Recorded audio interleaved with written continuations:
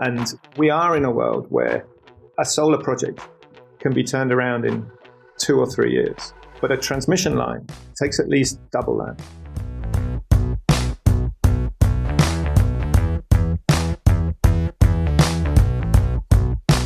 Hello and welcome to Energy 360, the podcast from the Energy Security and Climate Change Program at CSIS. I'm your host, Lisa Hyland. This week, Joseph Majkut talks with Tim Gould of the International Energy Agency. Joseph caught up with Tim when he was in Paris for an IEA workshop recently. Tim discusses some of the key lessons of the IEA's World Energy Outlook, which highlights that clean energy deployment is gaining momentum. They discuss some of the uncertainties surrounding this, such as whether national governments can actually achieve their climate policies. The report emphasizes the need for scaling up renewables, improving energy efficiency, reducing methane emissions, and more. Finally, Tim and Joseph touch on the importance of balancing energy security concerns with emissions reductions. I'll turn it over now to Joseph for the conversation. So, Tim, I wanted to talk to you because you just published the World Energy Outlook. I've spent much of the last year kind of looking at the various outlooks from IEA, from a lot of the IOCs, trying to understand, as we enter a period where the energy system is changing pretty rapidly, how are our modeling tools keeping up? And how are we kind of looking at forecasts of the future? Where the uncertainties lie? And what's the picture that we need to be preparing for? So a great place to start would be the key lessons that you took out of this most recent forecast outlook exercise. Well, thanks very much, Joseph, for the chance to talk some of that through with you. As you know, this is scenario-based work at the IEA. When we look beyond the next few years, we do move into the realm of scenarios. So you need to look, when you're comparing scenarios from different institutions, need to look quite carefully at scenario design. But I think some of the interesting things for us are that for the first time this year, in a scenario that's kind of based on today's policy settings, it's a thing we call the stated policy scenario, the momentum behind clean energy deployment is sufficiently strong that we get a flattening, a high point, a peak, call it what you will, in each of the fossil fuels before the end of this decade. Now, that's the first time. We've had that in aggregate before, but we've never had it for each of the fossil fuels individually. And I think that speaks to a few important elements of the picture. One is that things are moving, and we've had a sort of 40% rise in clean energy investment since 2020. It's been concentrated in advanced economies in China, but we're starting to see some quite significant shifts in the way that we think about mobility, and the way we think about power generation as a result. So that finding was met with an incredulous response by some. I'd like to unpack it a little bit. You're not doing a formal uncertainty assessment, but what kind of uncertainty do you think sits around this when we find peaks? And what are the important uncertainties for policymakers and thinkers more broadly, right? Secondarily, what assumptions does that hinge on? Like, do governments need to achieve the climate policies they set out for themselves? And what kind of risks does that world create? I realize that's like an hour's worth of discussion. But well, just to pick up a few points on that. So this is based on the things that governments are actually doing. So it's not on the aspirational targets, what we would need to do to get to net zero by 2050 in certain jurisdictions. It's on the things that we can actually see governments doing, being implemented, and so on. So for a U.S. audience, the Inflation Reduction Act means there is now a lasting investment or production tax credit for wind and solar power until emissions in the power sector hit some low level, and that is now baked into this assessment. So the Inflation Reduction Act, some of the infrastructure investments that are underway, that's all baked into that kind of scenario, the one that sort of gives a sense of the direction of travel based on what we can see today. And of course, the developments in advanced economies are an important element of that. But as we all know, a lot of the increase in demand for energy services is coming from other parts of the world. Yep. So you have to look very closely at what is happening in different parts of Asia, Latin America, Africa, and so on. And there, one element of uncertainty that we focus on in this year's report is around China, because China has been so important to all sorts of energy trends for as long as most of us can remember. But say over the last 10 years, 2/3 of global oil demand growth has come from China. 1/3 of gas demand growth. China's the extraordinarily dominant player in everything that's happening in coal markets. So we're kind of used to China driving fossil fuel market developments. But what we're seeing is that that is likely to change. That's likely to change over the next few years because the Chinese economy is changing, China's population is changing, and China is also a huge player in some of the big clean energy technologies as well. Mm-hmm. So we think, and this is an insight derived from, of course, broader sort of economic analysis done by many other institutions, that China is reaching the limits of a very kind of infrastructure-heavy, energy-intensive model of growth. Right. Because there are some sort of saturation effects already visible. And if you look at built space per capita in China, it's already at the level of Japan, but GDP per capita is considerably lower. So you've had this massive build-out of infrastructure, which has necessarily involved lots of steel, lots of cement, lots of energy being poured into that. And that model is going to shift. That model is going to change. And with the increase, the very large investments that you're seeing in China in all sorts of clean tech. So China accounts for almost half of all wind and solar deployment at the moment, more than half of EV sales. Right. And that also means that, in our view, by the middle of this decade, you start to see total energy demand in China flattening, emissions peaking and sort of starting to come down, because that clean energy deployment starts to push other bits of the system into at least a flattening and then a decline in the case of coal. So in the case of coal, that's the one in the WO steps scenario that really sees a drop in consumption over the next, let's say, decade and a half. And this is one of the results that I think can confuse some readers, because we've seen over the past few years rising coal consumption, and then in your chart, somewhere in the mid-2020s, it just sort of goes off in the other direction, and it's like an isosceles triangle in the 2020s. So what explains that outcome? And, what should the reader look for that is actually happening, given that if we take a backward-looking view, growing consumption or static consumption seems more likely. So China's a big part of that. So a lot of coal in China, not just in the power sector, but also going into some of these big, heavy industrial steel, cement. So that starts to tail off in our view. And then China's trajectory also helps to determine what happens in global markets as well. Elsewhere, it is around that expansion of renewables. In some jurisdictions, it's also about the fact that, in our view, by the end of this decade, we're going to be in a very different gas market situation from the one we've been in. Mm-hmm. So the gas market conversation today, dominated by fears over security of supply, price spikes, at least here in Europe. I mean, in the US, of course, you view that, and the rest of the world has benefited greatly from those outflows of LNG from the US, which have done a lot to help us weather the storm of the Russian cuts in pipeline gas supply. But nonetheless, that conversation is around worries on the supply side and worries about prices. But there's a huge new wave of LNG export capacity, which has been approved for development and is going to come into the market in the second half of this decade. And so that conversation around gas is going to change, and there's going to be a lot more downward pressure on price, because that LNG is going to be competing for, consumers in Asia that are price sensitive. Right. Because the established markets in Europe, Japan, Korea, they're not going to be taking a whole lot more gas. This is a story about what China's going to do, what Southeast Asia is going to do, what India's going to do. Right. And just to make sure I'm following you correctly, that's part of the decrease in coal consumption. It's a shift towards more LNG consumption. Is there a positive climate story there? I mean, to a degree, yes. I mean, that's more of a sort of market-driven thing. I wouldn't overstate the influence of that on the coal trajectory. I think that's much more of a sort of a clean energy story in many markets, about that incremental electricity consumption being met by lower emission sources. Let me actually shift gears slightly, because it's an exciting headline. Fossil fuel demand will peak across the different major fuels this decade.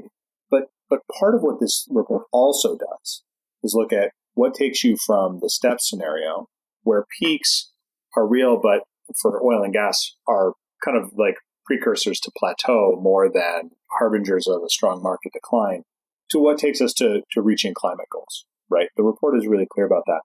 What are the differences between the scenario where things kind of progress as you expect in steps versus one where the world meets its climate targets? So that's a really important question, because I think it is possible to sort of overinterpret the finding that each of the fossil fuel demand peaks by 2030. I personally feel that that is not as controversial a view as some have made it out to be. If you look at many other outlooks, including outlooks from international oil and gas companies, they're not so far away from the sorts of things that we see in that kind of scenario. But you're very right to point out that it matters what happens after that high point. The impact on the global climate will depend on the degree to which we succeed in bringing down emissions, and that necessarily means bringing down demand for the fossil fuels over time. And there's a lot of work still to do, because certainly in the case of oil and gas, you enter into a sort of high plateau of consumption. And what that means in the stated policy scenario is that emissions remain at a relatively high level. You do see a high point in the middle of this decade, but they remain at a sufficiently high level. We don't get anywhere close to net zero. So at the end of this century, still emitting into the atmosphere, and we are 2.4 degrees above pre-industrial levels, 2 degrees Celsius above pre-industrial levels in terms of the rising global average temperature. And that's a tough thing to think about, because you've been in this field for a long time. I have too. That's a real success compared to where we thought we would be 10 or 15 years ago. But it keeps us very far from under 2 or under 1.5. And getting to between 2 and 1.5 ends up being a lot of work. So what's the energy system change have to look like to accomplish that? So we came up with a few things that we think are really important to have in mind, as we move into COP28, but also beyond. What's an agenda that gets us beyond that kind of outcome? Yeah. And some of the headlines there are, we need to be scaling up renewables much more quickly. So we talked about a tripling in renewable capacity by 2030. We also need to be using energy much more efficiently. So we talked about a doubling in the rate of energy efficiency improvement, also by 2030 worldwide. A third element there is also helping us to think through the things that help, the complementary measures that can bring fossil fuel demand down. And there, it's very important for us to stop making the problem worse and do things like no new coal-fired power plants. Now, that cannot be considered just as a finding on its own. You need to be doing something else in order to allow for that to happen. So part of the scaling up of renewables is also to allow for no more coal plants coming into the system. Another big one is on methane emissions. In our view, there's a whole lot more that can be done to reduce methane leaks to the atmosphere from fossil fuel operations. And that is, you don't get the sorts of reductions in methane emissions that you need just from tackling the demand side. There are specific things you need to be doing to plug leaks and to make sure that you're not emitting needlessly a very potent greenhouse gas into the atmosphere. And then the final thing is something that we've been particularly concerned about, and that's I mentioned that most of the increase that we've seen in clean energy investment has come from advanced economies in China. There are some bright spots elsewhere, but by and large, the picture in other emerging developing economies remains quite difficult, and it's made even more difficult by today's high cost of capital, high borrowing costs, high issues of indebtedness. So tackling that, finding ways to bring capital in at scale to emerging and developing economies is a really crucial part of the picture. I'd love to unpack that whole answer. On methane emissions, I completely agree. And this actually seems like one of the places where the sort of energy access, climate agenda, energy security agenda are all kind of aligned, right? Like getting methane emissions as low as possible in the energy system. Are you also worried about methane emissions from other sectors, or is it you think the energy system is the lowest hanging fruit there? So by most calculations, the energy sector is the second largest source of methane emissions worldwide. The largest is agriculture. But we feel that the easiest opportunities to abate are in the energy space. And I think particularly when we look at the oil and gas sectors, that's where we feel there are big opportunities to bring emissions down and bring emissions down quite rapidly. And of course, we're aware there's a lot of discussions around what could COP28 bring to that? Are we going to see some sort of new initiative there that would bring a wider coalition of oil and gas producers on board around those kinds of reductions? We're certainly looking out very closely for that. Yeah, and the administration in the United States is, I think, doing a lot of work in that regard, too, looking at how do you build markets that are going to care about methane, upstream methane emissions, right? Can we actually have a differentiated gas market or a differentiated oil market in the future so that buyers and traders are incentivized to buy cleaner upstream goods? And that starts with good information. Yeah. And you've got to have reliable sense of, is that sort of gas demonstrably better in terms of how it's being brought to market than an alternative sort of gas? You need to have systems that start to assign a value to that kind of thing. That's not simple to put together, but you're not going to be able to do anything on that unless you have credible information, measured information, and from companies, from satellites, from all sorts of sources that allow you to make those kinds of designations. And, you and I, as we were walking in, we're talking about carbon pricing and its challenges and potential. This seems like a place where pricing instruments could be really valuable, but who's going to assign that price? That's a very good question. Within individual jurisdictions, you start to see movement in that direction. And certainly, the Inflation Reduction Act also has some interesting provisions in there that start to put pricing incentives into this debate. On upstream methane emissions. On upstream methane emissions. But internationally, that's going to be tough. So it really comes down to, can importers work with their suppliers to ensure that, that is also built into the expectations that you have about the way that gas trade is conducted around the world. One of the other things you mentioned as making the key difference in climate outcomes is stopping new coal infrastructure. You didn't talk about unabated versus abated. What role do you and the team at the IEA see for carbon capture, utilization, and storage as part of the climate solution? So I think, formally speaking, you're completely right that, we wouldn't want to see any unabated new coal-fired power plants coming into the system. We do see that there's a case for CCUS in different areas. I mean, I think if you look back, this used to be a discussion that was really dominated by the power sector. In recent years, you've seen it move much more towards certain areas of industry. Cement, iron making. Exactly. Yeah. And then, there's also a big element here about how you produce hydrogen. And if you're producing from fossil fuels and you capture and store the carbon, then, that can be a route to bring low emission hydrogen into the system. And then the final element there, which I think is a very important one for CCUS, are you going to be able to do things with direct air capture or with sort of bioenergy with CCUS would take carbon out of the atmosphere, take carbon dioxide out of the atmosphere and put it underground. And so there's different elements to the CCUS picture.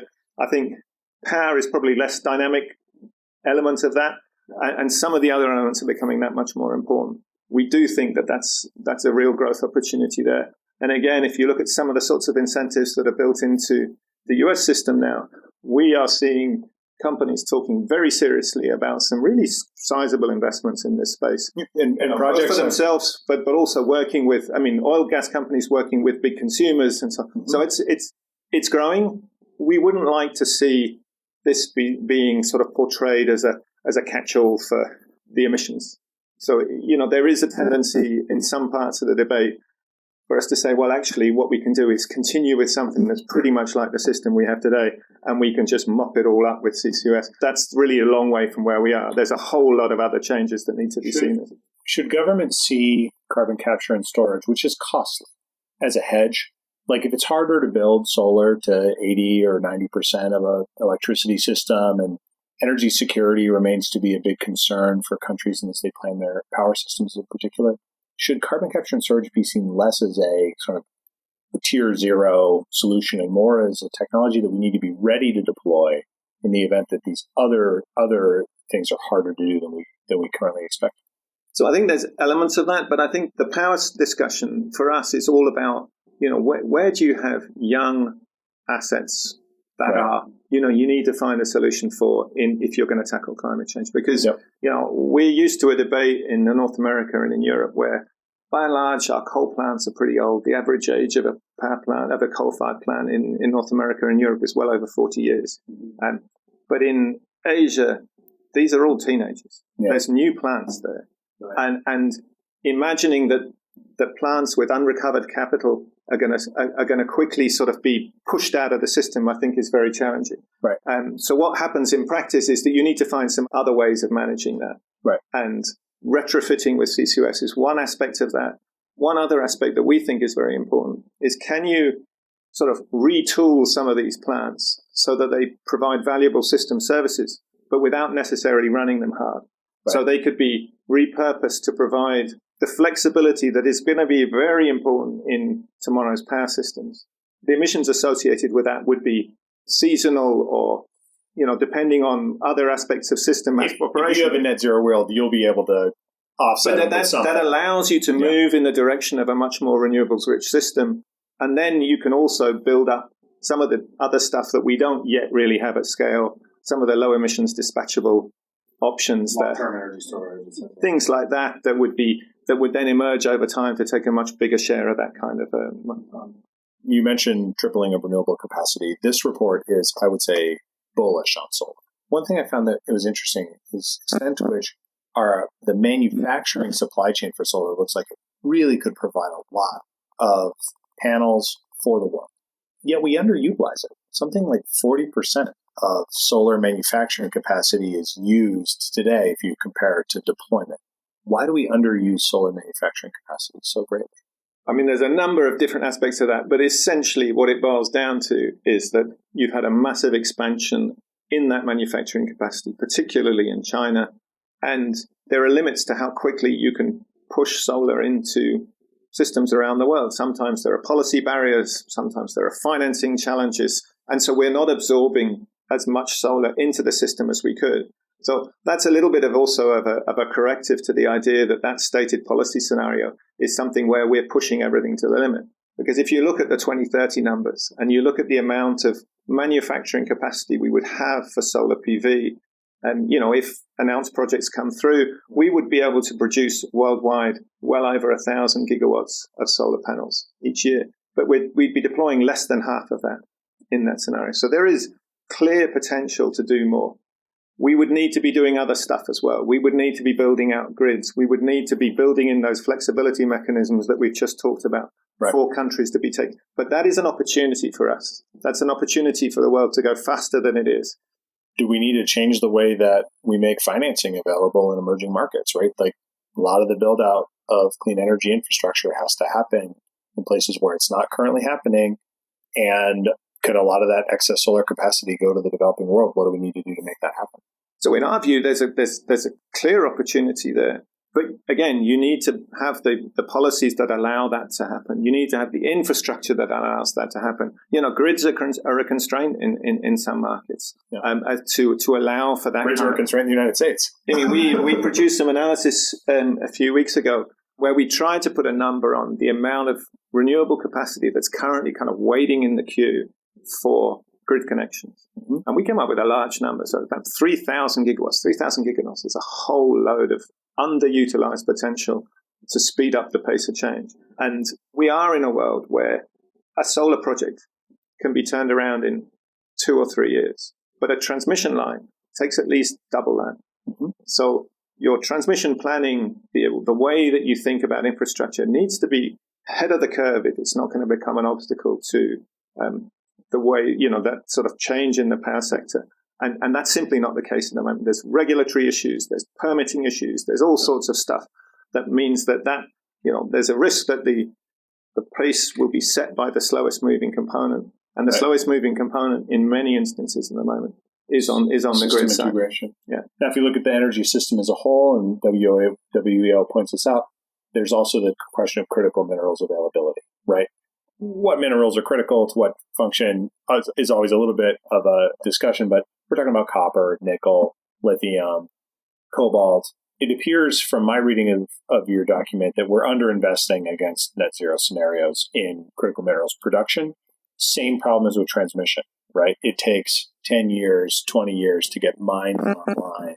What's your sense of that challenge, both for our future energy security, but also for the pace of energy transition? So I think that's another very good example about how you need to have sort of coordinated actions across different parts of the system. Because at the moment, the things that we're doing well on are kind of small modular aspects, so heat pumps, solar PV, electric vehicles, and EV batteries, that's all moving quite quickly. But in the end, that will also be constrained by some other big stuff that we need to get right. So grids we've mentioned, and critical minerals, I think, is another area where we need to be watching very closely. And that's something that the IEA's really picked up our own activity on in the last few years. So it's true that we have seen an increase in exploration spend, in spending on new projects in the critical mineral space. But what we point out in the new analysis is that a lot of the new projects that are coming through, particularly in the midstream, are coming through from the incumbents. So, China in terms of midstream lithium, Indonesia in terms of nickel smelting. Yep. The midstream is actually an underappreciated point of concentration in there, because we tend to think about the mining side, and that's of course important. Yep. But the midstream is even more concentrated in many respects, and it's quite difficult to shift because there's a host of intellectual property issues, there's environmental issues associated with many of these kinds of midstream operations as well. So it's tough. We are starting to see a more diverse pattern of investments coming through, but that will take time to work its way through into a much more diverse kind of picture or on the supply side. Yeah, our own work on that is focused on the policy priority, and the extent to which we kind of diversify the midstream also, I think, helps on the extraction side, right? It just creates more buyers that can distinguish on human rights, on environmental quality, on all the things that people are concerned about, kind of exacerbating other environmental problems in the process of trying to address climate change. Yeah, no, I think we'd certainly agree with that. There's an important kind of element of responsible operation along the value chain, and I think that also sits alongside some of the ways that we can think about diversifying elements of the supply chains in the critical mineral space.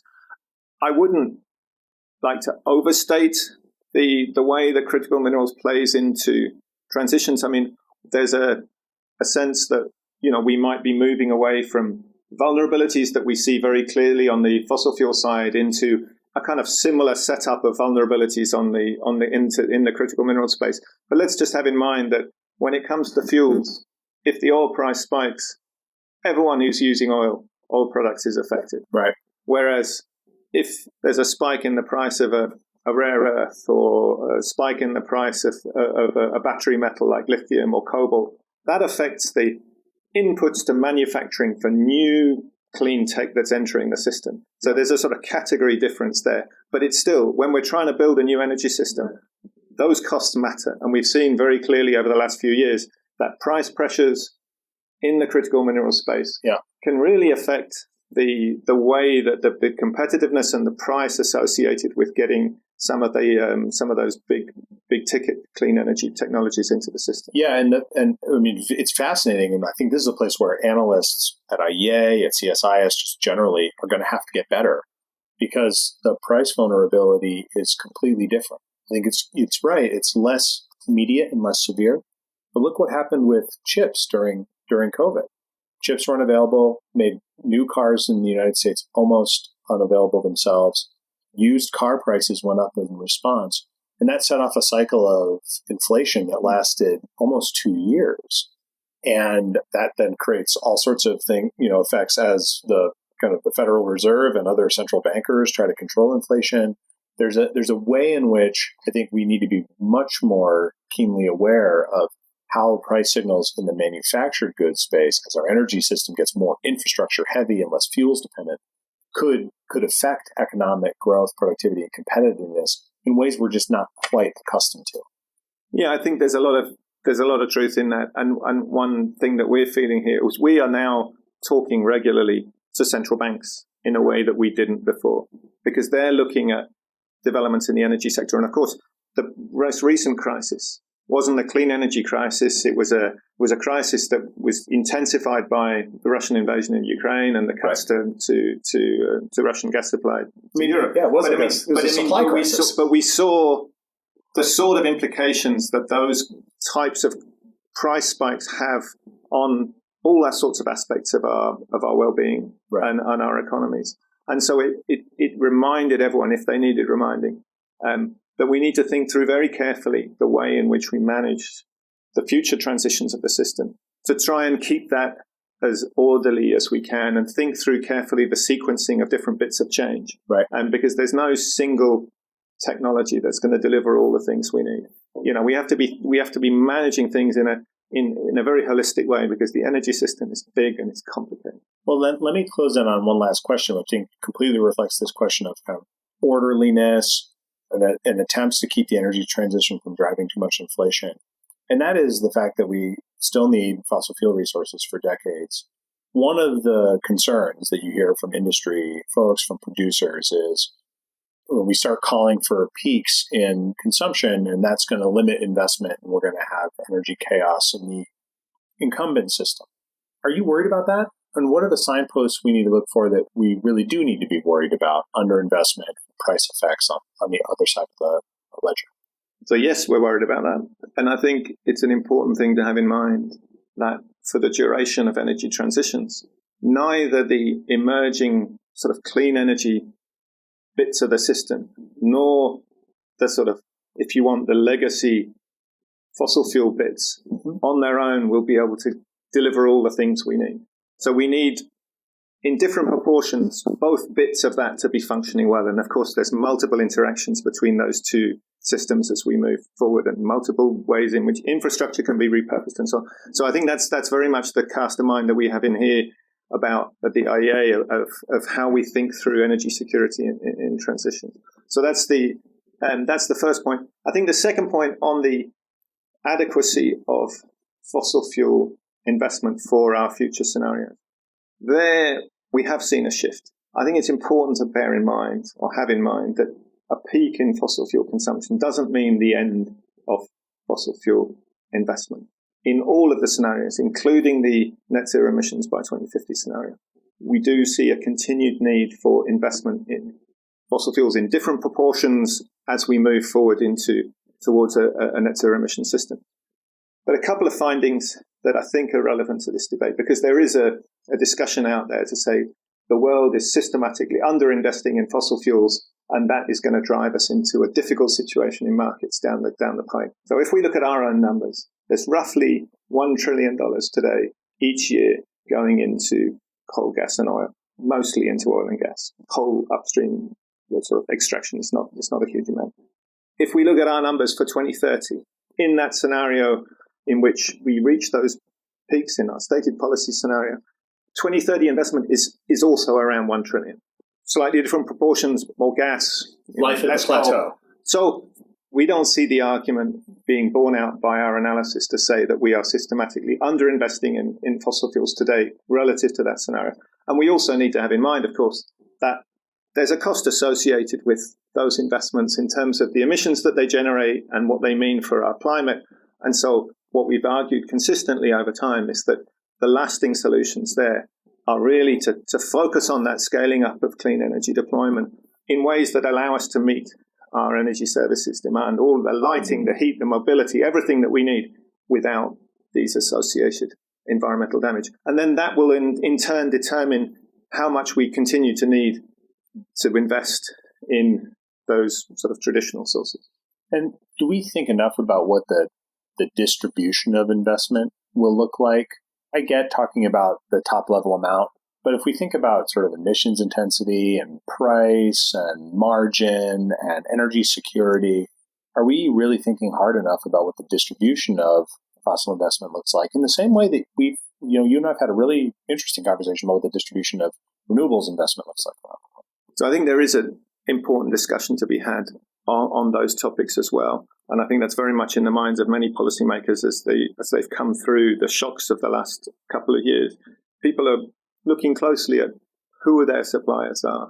And there are concerns about increased dependencies in the fossil fuel space as well as we move through transitions. But let's also have in mind that in the end, we are trying to reduce those emissions. We are trying to reduce those dependencies.